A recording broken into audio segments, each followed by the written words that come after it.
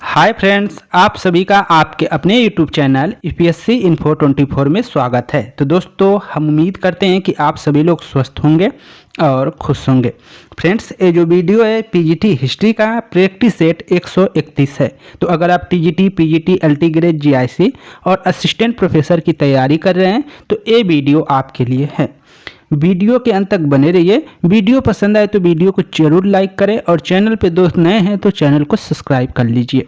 Start करते हैं आज का पहला नंबर क्वेश्चन। और ये सभी क्वेश्चन क्या है, मौर्य काल से ही संबंधित रहेंगे। तो देखते हैं पहला नंबर क्वेश्चन मौर्य काल से। और ये क्वेश्चन आपका केबीएस पीजीटी 2018 में पूछा गया क्वेश्चन है। निम्नलिखित नदियों में पहचान कीजिए जहां से सिकंदर को वापस लौटने पर मजबूर होना पड़ा। ऑप्शन ए है झेलम, बी है चिनाब, सी है रावी, डी है व्यास। तो आंसर हो जाएगा आपका व्यास नदी। जो व्यास नदी है वहां से सिकंदर को वापस लौटने पर मजबूर होना पड़ा, या वहां से सिकंदर क्या है वापस लौट गया था, व्यास नदी। तो ऑप्शन आपका डी सही हो जाएगा। व्याख्या देख लेते हैं।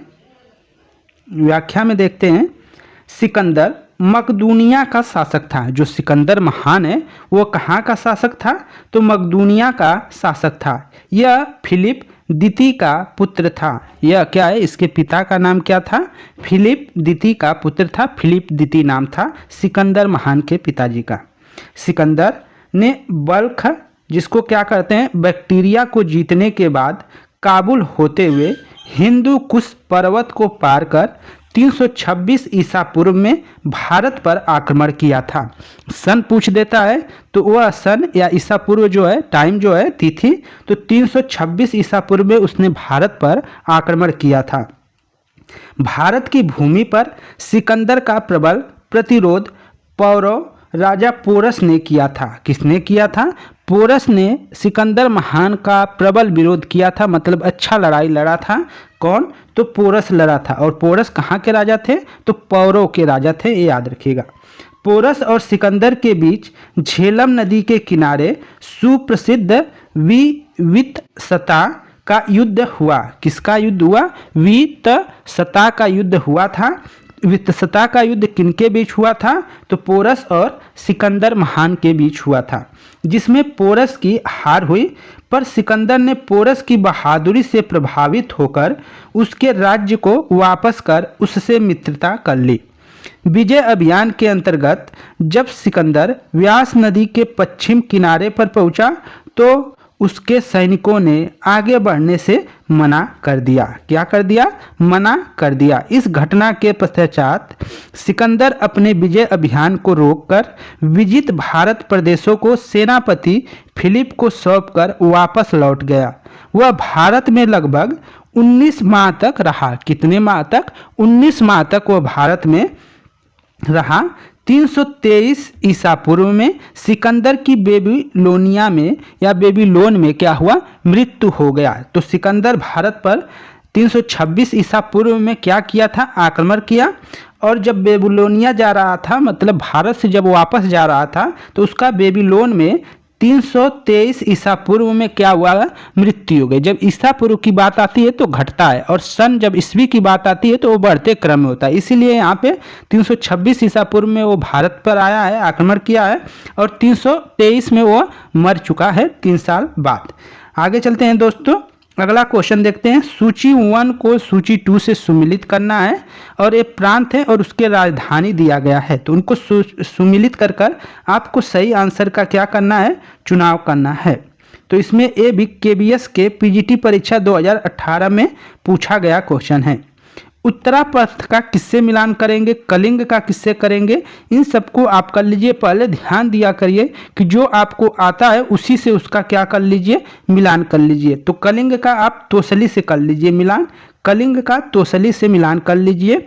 उत्तरापथ का जो है राजधानी वो कौन सा है, उत्तरापथ का तक्षशिला है। उत्तरापथ की राजधानी क्या है, तक्षशिला है। तो ये याद रखिएगा, तक्षशिला कौन हो जाएगा, उत्तरापथ की राजधानी। तक्षशिला क्या है, उत्तरापथ की राजधानी। तक्षशिला आपकी उत्तरापथ की राजधानी हो जाएगी। दक्षिण की सुवर्णगिरी, दक्षिण का सुवर्णगिरी तीसरे से मिलान करेंगे।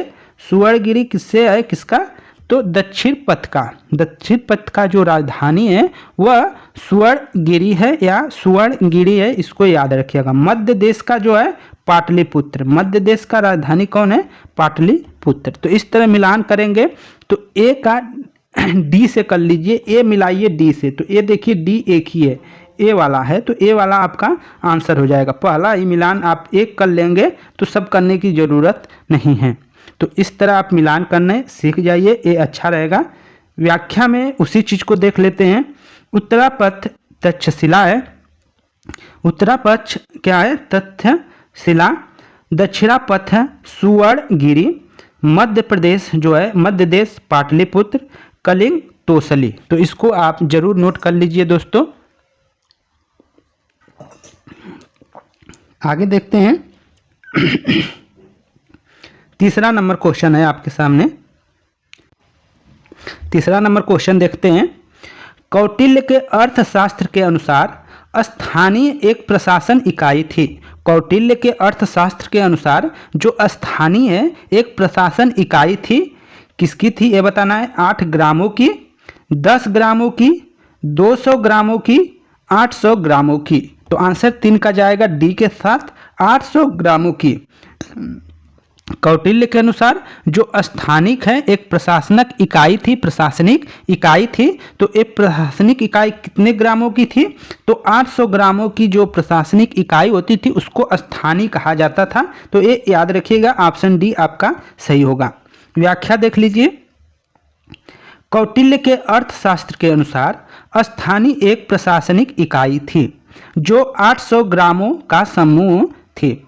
स्थानीय जिलों के नीचे की इकाई थी। जो स्थानीय होती थी वो क्या होती थी? जिलों के नीचे की इकाई थी।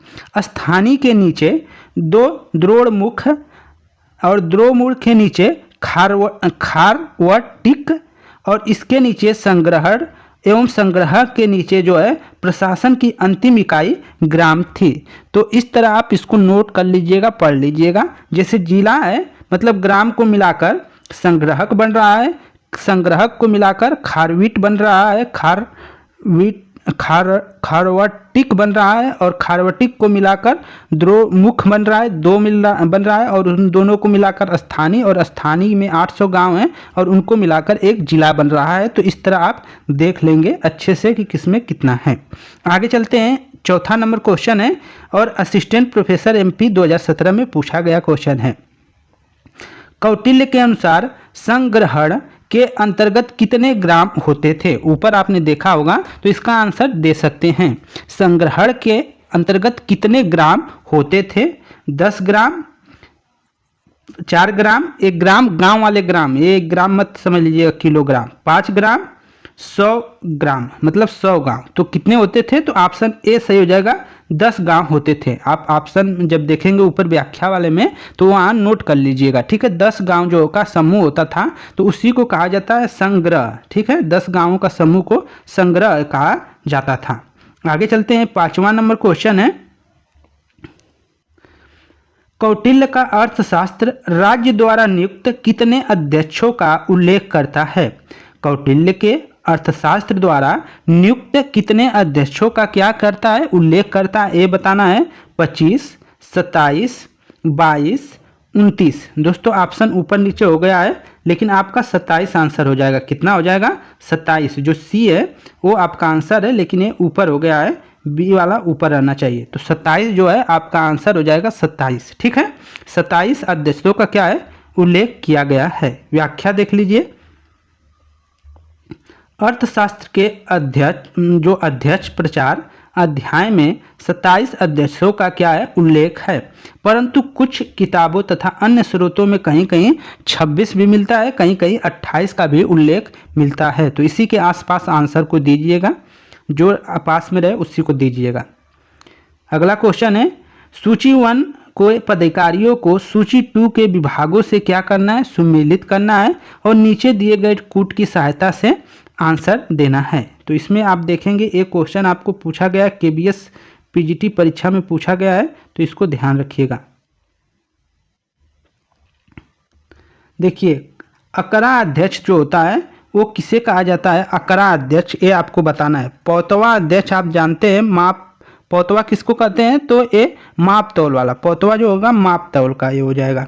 तो पहले जो आता है उसी को मिलान कर लेते हैं। माप तौल का जो अध्यक्ष होता है उसको क्या कहते हैं, पौतवा अध्यक्ष कहते हैं। तो ए ऑप्शन डी। तो इसका बस एक काम पहले से लेकर चलते हैं।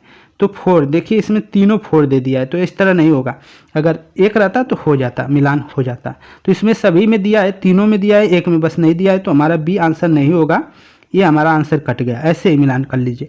अब आपको मान लीजिए कुप्या अध्यक्ष का थोड़ा मोड़ा है, तो कुप्या अध्यक्ष जो होता है वन संपदा का अध्यक्ष होता है। कुप्या जो होता है वन संपदा का क्या होता है, अध्यक्ष होता है कुप्या। तो इसको दूसरे से कर लेंगे। और इसके बाद जो अकरा होता है, अकरा अध्यक्ष तो 2 कर लेते हैं, इसको दूसरे से मिलान ही कर लेते हैं। बी का दूसरे से, बी का दूसरे से, यहाँ पे देखिए ए भी कट जाएगा आपका, ये नहीं होंगे, मतलब ए अब आंसर होंगे या आपका डी आंसर होगा। तो बी का दूसरे से हो गया है आपका।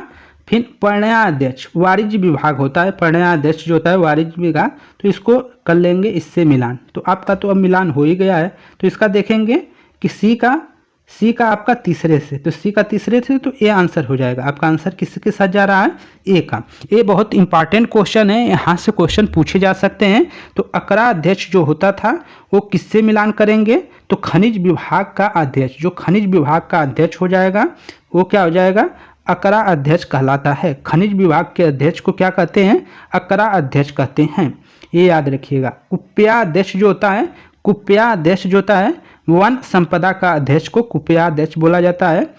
पौतवा अध्यक्ष जो होता है, पौतवा वो माप तौल का अध्यक्ष होता है। पर्या अध्यक्ष जो होता है वाणिज्य विभाग का अध्यक्ष होता है। तो इनको नोट कर लीजिएगा, यहाँ से क्वेश्चन जरूर पूछे जाते हैं ये बार बार। व्याख्या में वही चीज़ है, खनिज विभाग का जो अध्यक्ष होता है उसको अकरा अध्यक्ष बोला जाता है। वन संपदा का अध्यक्ष को कुप्या अध्यक्ष बोला जाता है। वाणिज्य विभाग का अध्यक्ष जो होता है पर्या अध्यक्ष बोला जाता है। माप तौल विभाग का जो अध्यक्ष होता है पौतवा अध्यक्ष बोला जाता है। इसको याद करिएगा, नोट कर लीजिए, ये सब अच्छे क्वेश्चन हैं। 7 नंबर है, कौटिल्य का कुप्या अध्यक्ष कौन था। कौटिल्य का कुप्या अध्यक्ष कौन था ये बताना है। तो कुप्या अध्यक्ष का मतलब वन संपदा का अध्यक्ष कौन था, वन संपदा का अध्यक्ष कौन था ये बताना है, वन संपदा। तो आप देख रहे हैं डी इसका आंसर हो जाएगा। कौन हो जाएगा दोस्तों, डी हो जाएगा। वन पदार्थों का जो प्रबंधन करता था प्रबंधक, वही था कुप्या अध्यक्ष। तो कौटिल्य का कुप्या अध्यक्ष कौन था, तो वो था वन पदार्थों का प्रबंधक, उसी को कहा जाता था कुप्या अध्यक्ष। ये भी एमपी असिस्टेंट प्रोफेसर में पूछा गया क्वेश्चन है। व्याख्या देख लीजिए और क्लियर हो जाएगा। कौटिल्य के अर्थशास्त्र में कुछ अध्यक्षों का उल्लेख किया गया है जो विभिन्न विभागों के अध्यक्ष होते थे और मंत्रियों के नियंत्रण में कार्य करते थे। कुप्या अध्यक्ष वन पदार्थों का प्रबंधक था, जबकि खान विभाग के प्रबंधक को अकरा अध्यक्ष कहा जाता था। जो कुप्या अध्यक्ष होता था वह वन पदार्थों का प्रबंधक था या अध्यक्ष था, जबकि खान विभाग के प्रबंधक को क्या बोला जाता था, अकरा अध्यक्ष बोला जाता था। अन्य तथ्यों को देखते हैं तो सेनापति युद्ध विभाग का मंत्री था, सेना के संचालक को नायक, सेना की सामग्री जुटाने वाले प्रधान अधिकारी को दंडपाल और सीमावर्ती दुर्ग की रक्षा को जो रक्षा करता था उसको क्या है, अंतपाल, और भीतरी दुर्गों के रक्षा को दुर्गपाल कहा जाता था। अंतवर्षिक सम्राट की अंगरक्षक सेना का प्रधान अधिकारी था। जो अंतर्वसिक जो होता था वो क्या है, सम्राट की जो अंगरक्षक सेना होती थी उसकी प्रधान क्या होता था, अधिकारी होता था। फौजदारी कंटक शोधन, जो फौजदारी न्यायालय के न्यायाधीश को प्रदेष्टा, जबकि दीवानी जो होता था न्यायालय के न्यायाधीश को व्यवहारिक कहा जाता था। ये बहुत इंपॉर्टेंट है कि फौजदारी जो होता था, फौजदारी जिसको कंटक शोधन और दीवानी को धर्म स्थीय, धर्म स्थीय कहते हैं। तो इन दोनों को याद रखिएगा। जो फौजदारी न्यायालय के न्यायाधीश होते थे उनको बोला जाता था प्रदेष्टा। प्रदेष्टा जो होता है वो फौजदारी न्यायालय का न्यायाधीश होता था, और दीवानी न्यायालय का न्यायाधीश जो होता था उसको नाम दिया गया था व्यवहारिक। व्यवहारिक बोला जाता था। तो इन सब चीज़ों को आप जरूर नोट कर लीजिएगा दोस्तों, यहाँ से क्वेश्चन पूछे जाएंगे। अगर टफ बनेगा तो इसी से क्वेश्चन आपको उठाकर पूछेगा, ये हम बता देते हैं। निम्नलिखित में कौन सा ग्रंथ पिपालिन वन में स्थित मौर्य नामक गैर राजसी कबीले की बात करता है? निम्नलिखित में कौन सा जो ग्रंथ है पीपली वन में स्थित मौर्य नामक गैर राजसी कबीले की बात करता है? महापरिनिब्बाण सूत्र, मिलिंद पन्नो, परिशिष्ट पर्वन, मुद्रा रासस। तो 8 का जो आंसर है वो ए के साथ जाएगा। निब्बाण सूत्र, महापरिनिब्बाण सूत्र है जो वह इस चीज की बात करता है। क्वेश्चन था आपका कि निम्नलिखित में कौन सा ग्रंथ पिपली वन में स्थित मौर्य नामक गैर राजसी कबीले की बात करता है? मौर्य नामक गैर राजसी कबीले की बात कौन करता है? तो वो है महापरिनिब्बाण सूत्र। महापरिनिब्बाण सूत्र, इसको याद करिएगा, रट लीजिएगा। व्याख्या देख लीजिए थोड़ा सा। बुद्ध की मृत्यु के पश्चात मल्लोक ने अत्यंत सम्मानपूर्वक उनका अंत्योष्टि संस्कार किया तथा उनकी शरीर धातु के 8 भाग कर प्रत्येक भाग पर स्तूप बनाया। महापरिनिब्बाण सूत्र में बुद्ध के महापरिनिब्बाण कहीं लिखा रहा है, निर्वाण सूत्र भी लिखा रहा है, तो ये याद रखिएगा कि दोनों एक ही चीज़ है। तो महापरिनिर्वाण सूत्र में बुद्ध के शरीर धातु के 8 दावेदारों के नाम मिलते हैं, जिसमें पीपलीवन ने मोरी नामक गैर राजसी कबीला भी शामिल है। तो इसको आप नोट कर लीजिएगा। थोड़ा पढ़ने में हो सकता है त्रुटि हो रही होगी, तो इसको थोड़ा आप अच्छे से रोक कर पढ़ लीजिएगा। अगला क्वेश्चन है, निम्नलिखित में से कौन सी पहली पुस्तक है जो अधिकारियों को नगद वेतन देने का सुझाव देती है? कामंद नीतिसार, अर्थशास्त्र, मनुस्मृति, नीति वाक्य मृत्य। तो कौन सुझाव देता है कि जो अधिकारी हैं उनको नगद वेतन दिया जाना चाहिए? तो ऐसी बात कौन कर सकता है? अर्थशास्त्र करता है। ठीक है, कौन बात करता है ऐसी? अर्थशास्त्र। तो निम्नलिखित में से कौन सी पहली पुस्तक है जो अधिकारियों को नगद वेतन देने का सुझाव देती है? तो वो कौटिल्य की पुस्तक अर्थशास्त्र है, वही सुझाव देता है। व्याख्या देख लीजिए। कौटिल्यकृत अर्थशास्त्र प्रथम पुस्तक है जो अधिकारियों को नगद वेतन देने का सुझाव देती है। मौर्य प्रशासन में सबसे अधिक वेतन 48,000 पर और सबसे कम वेतन 60 पर था। अर्थशास्त्र के अनुसार प्रशिक्षित पदाति का वेतन 500 पर, रथिक का 200 पर था। आगे चलते हैं। 10वां नंबर क्वेश्चन है, अच्छा क्वेश्चन है, NBS में पूछा गया क्वेश्चन है।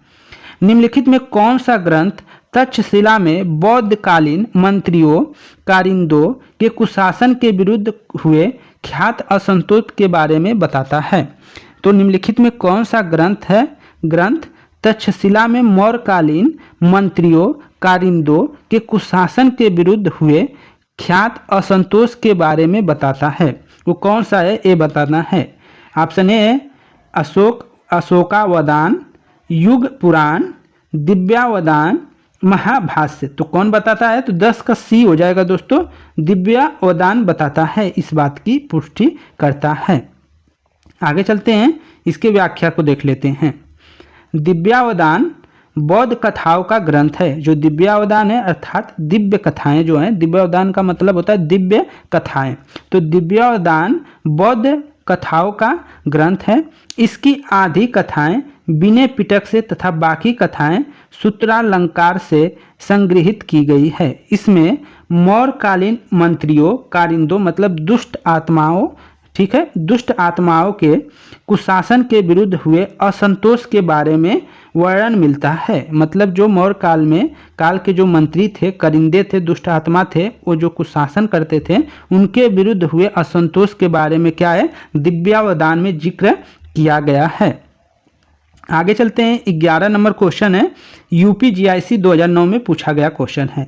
किस यूनानी इतिहासकार ने सिकंदर के आक्रमण के समय में मैसग दुर्ग का विस्तृत विवरण प्रस्तुत करता है? मैसग दुर्ग का विस्तृत वर्णन कौन करता है, ये बताना है। Curtius, Pliny, Arrian, Megasthenes. तो आंसर हो जाएगा आपका कार्टियस आपका आंसर जाएगा। क्वेश्चन था आपका, किस यूनानी इतिहासकार ने सिकंदर के आक्रमण के समय मैसग दुर्ग का विस्तृत वर्णन किया है? मैसग का जो मैसग दुर्ग है उसका विस्तृत वर्णन किसने किया है? तो कार्टियस ने किया है, इसको याद रखिएगा, कार्टियस आंसर कर लीजिएगा।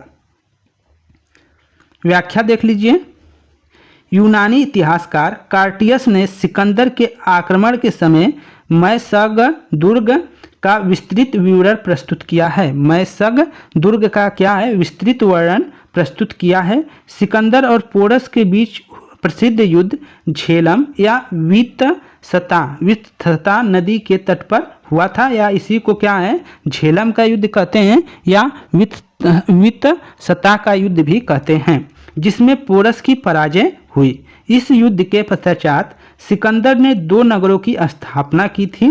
पहला नगर रण क्षेत्र में ही विजय के उपलक्ष्य में बसाया गया, जिसका नाम निकया था। जिसका नाम क्या था? निकया रखा गया। निकया का अर्थ होता है विजयनगर।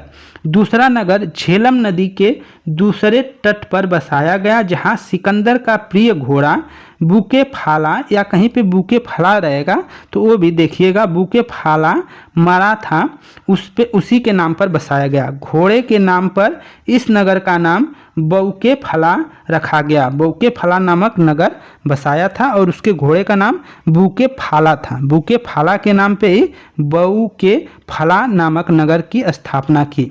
आगे चलते हैं, 12 नंबर क्वेश्चन है और जीआईसी प्रवक्ता परीक्षा में पूछा गया क्वेश्चन है। निम्न में से कौन सा स्रोत चंद्रगुप्त मौर्य को क्षत्रिय मानता है?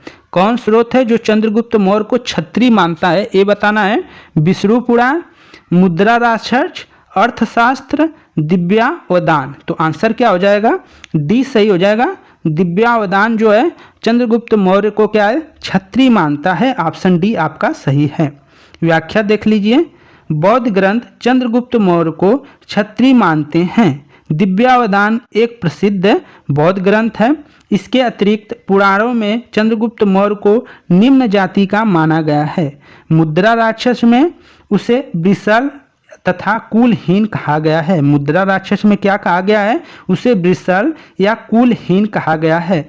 जैन ग्रंथों में भी उसे क्षत्रिय बताया गया है। आगे चलते हैं, 13 नंबर क्वेश्चन है, यूपीजीआईसी प्रवक्ता परीक्षा 2012 में पूछा गया है। मेगास्थनीज के अनुसार पाटलिपुत्र नगर एक समिति के द्वारा शासित था, जिसमें सदस्यों की संख्या थी। मेगास्थनीज के अनुसार, मेगास्थनीज की पुस्तक का नाम इंडिका है, उसके अनुसार क्या है कि जो पाटलिपुत्र नगर है वो एक समिति के द्वारा क्या थी? शासित थी। तो इसमें कितने सदस्य थे उस समिति में बताना है आपको। कितने सदस्य थे? 40 थे, 15 थे, 10 थे या 30 थे? तो कितना थे दोस्तों? तो डी आंसर हो जाएगा, 30 थे। जो समिति थी पाटलिपुत्र नगर की, नगर जो था एक समिति के द्वारा शासित होती थी और इस समिति में 30 सदस्य क्या है? शामिल थे। तो इसको याद रखिएगा। व्याख्या देख लीजिए, मेगास्थनीज के अनुसार पाटलिपुत्र नगर एक समिति द्वारा शासित या प्रशासित थी, जिसमें सदस्यों की संख्या 30 थी। पाटलिपुत्र नगर परिषद की 5-5 सदस्यों वाली 6 समितियां होती थी। पाटलिपुत्र के जो नगर परिषद की 5-5 सदस्यों वाली कितनी समितियां होती थी? तो 6 समितियां होती थी। इस तरह 5 का गुणा कर देंगे तो 6 हो जाएगा। तो 30 समिति मतलब 30 सदस्य थे। मेगास्थनीज ने नगर के पदाधिकारियों को एस्टिनोमोई कहा है। ये बहुत इंपॉर्टेंट क्वेश्चन हो जाता है, यहाँ से आते हैं कि मेगास्थनीज ने नगर के पदाधिकारियों को किस नाम से संबोधित किया है? तो आंसर हो जाएगा एस्टिनोमोई कहा है। एस्टिनोमोई कहा है मेगास्थनीज ने नगर के पदाधिकारियों को। आगे चलते हैं, 14 नंबर क्वेश्चन है और GIC में पूछा गया क्वेश्चन है। मंडल सिद्धांत में विजिसुका के पड़ोसी राज्य को कौटिल्य ने संज्ञा दी है। मंडल सिद्धांत में विजिगीषु के पड़ोसी राज्य में कौटिल्य ने संज्ञा दी है। ये बहुत उल्टा पुल्टा टाइप का आ रहा है। विजिगीषु जो है उसके पड़ोसी राज्य को कौटिल्य ने संज्ञा दी है। किसका? आक्रंद का, पारिग्राह का, पारिग्राहासार का, आक्रंदासार का। तो किसका आंसर हो जाएगा दोस्तों? तो 14 का जाएगा बी के पारिग्राह का। ठीक है। मंडल सिद्धांत में विजिगीषु के पड़ोसी राज्य को कौटिल्य ने संज्ञा दी है, तो पारिग्राह की संज्ञा दी है। इसको याद रखिएगा। व्याख्या देख लीजिए।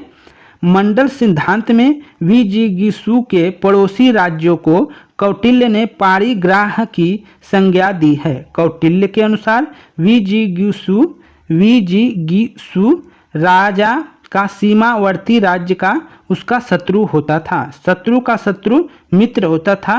मंडल सिद्धांत राज्य के विस्तार से संबंधित है। आगे चलते हैं। 15 नंबर क्वेश्चन है आपका। राज्य के 7 अंगों में किसका उल्लेख नहीं है? राज्य के जो 7 अंगों में किसका उल्लेख नहीं है ये बताना है। दूत का, जनपद का, कोष का, मित्र का। तो किसका नहीं है दोस्तों? तो ऑप्शन आपका किसका हो जाएगा? 15 का ए सही हो जाएगा। दूत का उल्लेख नहीं है, 15 ए जाएगा। राज्य के 7 अंगों में किसका उल्लेख नहीं है? तो दूत का उल्लेख नहीं है, बाकी का सबका है। हम जान लेते हैं कौन कौन से 7 अंग है। व्याख्या देख लीजिए थोड़ा सा। राज्य के 7 अंगों में दूत का उल्लेख नहीं है। कौटिल्यकृत अर्थशास्त्र के 6ठे अधिकरण मंडल योनि में राज्य के सप्तांग सिद्धांत का उल्लेख किया गया है। तो राज्य के सप्तांग सिद्धांत किसने दिया है? तो कौटिल्य ने अपनी पुस्तक अर्थशास्त्र में दिया है। कौटिल्य ने राज्य के 7 अंगों का वर्णन किया है, जो स्वामी, अमात्य, जनपद, दुर्ग, कोष, सेना और मित्र हैं। कौटिल्य के अनुसार स्वामी राज्य का सिर है, अमात्य आँखें, जनपद जंघाएं हैं और दुर्ग बाहें हैं, कोष राज्य का धन है, दंड जो है राज्य का मस्तिष्क और मित्र जो है राज्य का कान है। तो इस तरह सबका सबके साथ समानता स्थापित किया गया है। तो ये अंगों के साथ ये भी क्वेश्चन पूछा जा सकता है। अन्य तथ्यों को देखते हैं तो अर्थशास्त्र में कुल 15 अधिकरण है। अर्थशास्त्र में कुछ कितने अधिकरण है? तो 15 अधिकरण है। यह अन्य पुरुष शैली में रचित है। यह क्या है? अन्य पुरुष शैली में रचित है अर्थशास्त्र। 1909 ईस्वी में डॉक्टर श्याम शास्त्री इसका प्रकाशन कराया था। तो ये भी याद रखिएगा।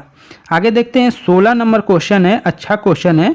खारवेल के अधोलिखित में से अपने किस शासनकाल में तनसुली से अपनी राजधानी तक नहर का पुनर्निर्माण करवाया? खारवेल ने अधोलिखित में से अपने किस शासनकाल में तनसुली से अपनी राजधानी तक नहर का पुनर्निर्माण करवाया था? तो तीसरे शासनकाल में, चौथे, 5वें, 6वें। तो आंसर क्या हो जाएगा? सी सही हो जाएगा दोस्तों। 5वें शासनकाल में, 5वें वर्ष के शासनकाल में क्या है? तनुसुली से अपनी राजधानी तक नहर का पुनर्निर्माण करवाया था। नहर का निर्माण करवाया गया था किसके द्वारा? खारवेल द्वारा। व्याख्या देख लीजिए। हाथी गुम्फा अभिलेख खारवेल के राज्यकाल का इतिहास जानने का प्रमुख स्रोत है। इसमें खारवेल के बचपन, शिक्षा, राजाभिषेक तथा राजा होने के बाद से 13 वर्षों तक के शासनकाल की घटनाओं का क्रमबद्ध विवरण मिलता है। अभिलेख के अनुसार खारवेल अपने शासन के 5वें वर्ष तनसुली से एक नहर के जल को अपनी राजधानी ले आया था। इस नहर का निर्माण 300 वर्ष पूर्व नंदराज द्वारा किया गया था। आगे चलते हैं।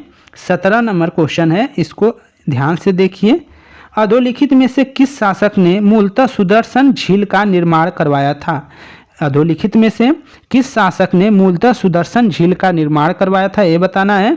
तुष्पास्य, रुद्रदामन, पुष्पगुप्त वैश्य, उस व दात। तो आंसर क्या जाएगा? 17 का सी हो जाएगा दोस्तों। पुष्पगुप्त वैश्य ने करवाया था। तो मूलतः सुदर्शन झील का निर्माण किसने करवाया? तो पुष्यगुप्त वैश्य ने करवाया था, इसको याद रखिएगा। व्याख्या देखिए, शक महाक्षत्रप रुद्रदामन के गिरनार अभिलेख से सूचना मिलता है कि चंद्रगुप्त मौर्य ने पश्चिम भारत में सौराष्ट्र तक का प्रदेश जीतकर अपने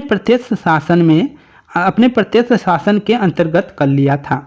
इस अभिलेख से ज्ञात होता है कि इस प्रदेश में पुष्यगुप्त वैश्य चंद्रगुप्त मौर्य का राज्यपाल था। जो पुष्यगुप्त वैश्य था वो चंद्रगुप्त मौर्य का क्या था? राज्यपाल था। और उसने वहाँ सुदर्शन नामक झील का क्या करवाया था? निर्माण करवाया था सौराष्ट्र तक। ठीक है, सौराष्ट्र में। आगे चलते हैं, 18 नंबर क्वेश्चन देखते हैं। मौर्य वंश का प्रथम सम्राट कौन था? बहुत आसान क्वेश्चन है। मौर्य वंश का प्रथम सम्राट कौन था? तो चंद्रगुप्त हो जाएगा। ऑप्शन ए आपका सही हो जाएगा, चंद्रगुप्त था। व्याख्या देख लीजिए, चंद्रगुप्त मौर्य की गणना भारत के महान शासकों में होती है। वह भारत का प्रथम ऐतिहासिक सम्राट था। वह ऐसा पहला सम्राट था जिसने बृहत भारत पर अपना शासन स्थापित किया, जिसका विस्तार ब्रिटिश साम्राज्य से भी क्या था? बड़ा था। उसके साम्राज्य की सीमा ईरान से मिलती थी। उसने ही भारत को सर्वप्रथम राजनीतिक रूप से एकबद्ध किया था। आगे चलते हैं, 19 नंबर क्वेश्चन देखते हैं। अच्छा क्वेश्चन है। चंद्रगुप्त मौर्य ने अपने अंतिम दिनों में जैन धर्म स्वीकार कर लिया था। यह किस ग्रंथ से ज्ञात होता है? चंद्रगुप्त ने अपने अंतिम दिनों में जैन धर्म को स्वीकार कर लिया था। यह किस ग्रंथ से ज्ञात होता है, ये बताना है। ऑप्शन ए है भद्रबाहु चरित्र से, बी है अर्थशास्त्र से, सी है इंडिका से, डी है आपका भगवती सूत्र से। तो 19 का जो आंसर हो जाएगा दोस्तों वो क्या हो जाएगा? आपका ये सही हो जाएगा, भद्रबाहु चरित्र से। किससे होता है? भद्रबाहु चरित्र से। चंद्रगुप्त मौर्य ने अपने अंतिम दिनों में जैन धर्म स्वीकार कर लिया था। तो यह ग्रंथ से ज्ञात होता है। किस ग्रंथ से ज्ञात होता है? तो भद्रबाहु चरित्र से ज्ञात होता है, ये याद रखिएगा, भद्रबाहु चरित्र। व्याख्या देख लीजिए, जैन ग्रंथ भद्रबाहु चरित्र से ज्ञात जानकारी मिलती है कि चंद्रगुप्त मौर्य ने अपने अंतिम दिनों में जैन धर्म स्वीकार कर लिया था। भद्रबाहु चरित्र के लेखक रत्ननंदी थे। भद्रबाहु चरित्र के लेखक कौन है? रत्ननंदी थे। इसी ग्रंथ से जानकारी मिलती है कि चंद्रगुप्त मौर्य ने भद्रबाहु के साथ दक्षिण भारत श्रवणबेलगोला में तपस्या करने लगे। श्रवणबेलगोला कहाँ है? कर्नाटक में है, ये याद रखिएगा। श्रवणबेलगोला में चंद्रगुप्त मौर्य ने सलेखना पद्धति द्वारा अपने प्राण को क्या कर दिया था? त्याग दिया था, ये याद रखिएगा, सलेखना पद्धति द्वारा। अगला क्वेश्चन है, 20 नंबर क्वेश्चन है। निम्नलिखित में कौन सा ग्रंथ मौर्य इतिहास पर प्रकाश नहीं डालता है? कौन सा जो ग्रंथ है वह मौर्य इतिहास पे प्रकाश नहीं डालता है? ऑप्शन ए देवी चंद्रगुप्तम, बी ए मुद्रा रासच, सी ए कौटिल्य का अर्थशास्त्र, डी ए मेगस्थनीज की इंडिका। तो इसमें से तो दो आपको तुरंत मालूम हो जाएगा कि ए डालती हैं, आपको इसमें ही दिक्कत हो जाएगा। तो ऑप्शन आपका जो आंसर हो जाएगा वो ए सही हो जाएगा दोस्तों। मुद्रा रासच से भी मिलता है लेकिन आंसर आपका ए सही हो जाएगा। देवी चंद्रगुप्तम जो है वह मौर्य इतिहास पर प्रकाश न डालकर गुप्त इतिहास पर प्रकाश डालता है। तो ये याद रखिएगा, ए देवी चंद्रगुप्तम है जो मौर्य इतिहास पर प्रकाश नहीं डालता है। व्याख्या देख लेंगे और क्लियर हो जाएगा। विशाख दत्त कृत देवी चंद्रगुप्तम नाटक में चंद्रगुप्त विक्रमादित्य से पूर्व रामगुप्त का गुप्त शासक के रूप में वर्णन किया गया है। यह ग्रंथ मौर्य इतिहास पर प्रकाश नहीं डालता है, जबकि विशाख दत्त कृत जो मुद्रा रासच है, कौटिल्य का अर्थशास्त्र और मेगस्थनीज की इंडिका मौर्य साम्राज्य के बारे में क्या है? जानकारी देते हैं। अन्य तथ्यों को देखते हैं तो क्षेमेंद्र कृत बृहत कथा मंजरी, सोमदेव कृत कथा सरित सागर से मौर्य साम्राज्य के बारे में जानकारी प्राप्त होती है। तो रचनाएं जरूर नोट कर लीजिएगा। क्षेमेंद्र की कृति है बृहत कथा मंजरी है, और सोमदेव की कृति है मतलब पुस्तक है कथा सरित सागर। इनसे भी मौर्य साम्राज्य के बारे में जानकारियां मिलती है। मेगस्थनीज ने लिखा है कि भारत में अकाल नहीं पड़ते थे, जबकि चंद्रगुप्त मौर्य के समय अकाल पड़ने का वर्णन मिलता है। अगला है, थोड़ा सा पॉइंट है बच गया था। मौर्य काल में गणिका या वेश्याओं का उल्लेख मिलता है। मौर्य काल में पूछा जाएगा कि मौर्य काल में गणिका या वेश्या का उल्लेख नहीं मिलता था या मिलता था, ऑप्शन दे देगा तो आपका वेश्याओं का उल्लेख मिलता था। क्या मौर्य काल में गणिका का उल्लेख मिलता था? तो हाँ मिलता था, गणिका को वेश्या ही कहते थे। स्वतंत्र रूप में वेश्यावृत्ति करने वाली स्त्रियां जो थी रूपा जीवा कहलाती थी। स्वतंत्र रूप से वेश्यावृत्ति की जो करने वाली स्त्रियां थी उनको रूपा जीवा कहा जाता था, ये याद रखिएगा। तो फ्रेंड्स ये थे मौर्य काल से 20 क्वेश्चन और उनके व्याख्या। अगर वीडियो अच्छी लगी है तो वीडियो को लाइक कर दीजिएगा। चैनल पे नए दोस्त तो चैनल को सब्सक्राइब कर लीजिएगा। धन्यवाद साथियों। कल मिलते हैं, मौर्य काल से आगे क्वेश्चन जानेंगे, मौर्य काल से संबंधित ही कल वाले वीडियो में फिर मिलेंगे। धन्यवाद साथियों।